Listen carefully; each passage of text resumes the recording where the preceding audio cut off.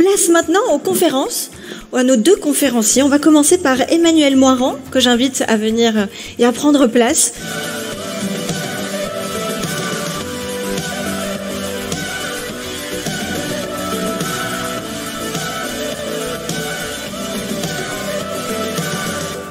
Alors Emmanuel, il va nous expliquer un petit peu sa vision macroéconomique.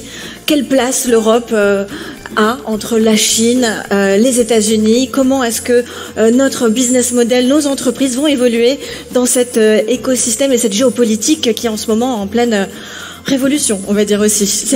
Place à toi. Merci beaucoup. Merci Alexia. Moi, j'étais coincé dans un bouchon parisien comme beaucoup de personnes.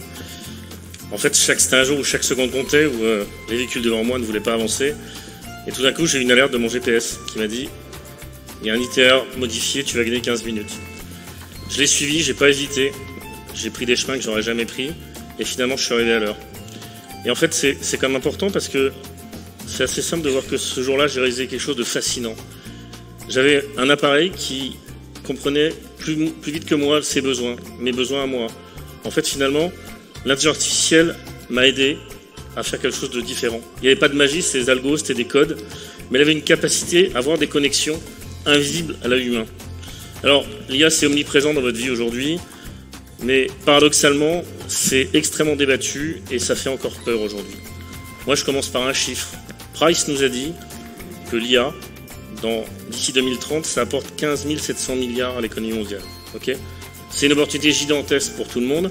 C'est un peu comme l'apport de l'électricité au début du XXe siècle. Pourtant, il y a une étude aujourd'hui, récente, qui dit que 60% des entreprises se posent la question d'adopter encore cette tech. Alors pourquoi? C'est la peur de l'inconnu, la crainte de mal faire. Ça, je peux comprendre, mais l'IA, c'est quand même beaucoup plus que ça. C'est une réalité qui est beaucoup plus nuancée.